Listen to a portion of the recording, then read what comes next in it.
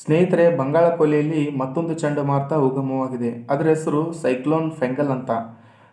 ಇದನ್ನು ಸೌದಿ ಅರೇಬಿಯಾದವರು ನಾಮಕರಣ ಮಾಡಿದ್ದಾರೆ. ಇದರ ಅರ್ಥ ಇದು ಸೌದಿ ಅರೇಬಿಯಾದ ಸಂಸ್ಕೃತಿ ಹಾಗೆ ಅಲ್ಲಿನ ಭಾಷಾ ಸಂಪ್ರದಾಯವನ್ನು ತೋರಿಸುತ್ತದೆ. ಇದು ಭಾರತದ ಪೂರ್ವ ಕರಾವಳಿಯ ಆಂಧ್ರ ಪ್ರದೇಶ ಮತ್ತು ತಮಿಳುನಾಡು ಹಾಗೆಯೇ ಶ್ರೀಲಂಕಾದ ಉತ್ತರ ಭಾಗಕ್ಕೆ ತಮ್ಮ ಪ್ರಭಾವವನ್ನು ಬೀರುತ್ತಿದೆ. ಇದರ ವೇಗ ನೋಡುವುದಾದರೆ ಇದು ಪ್ರತಿ ಗಂಟೆಗೆ ಸರಾಸರಿ 90 ಕಿಲೋಮೀಟರ್ ವೇಗದಲ್ಲಿ ಚಲಿಸುತ್ತಿದೆ.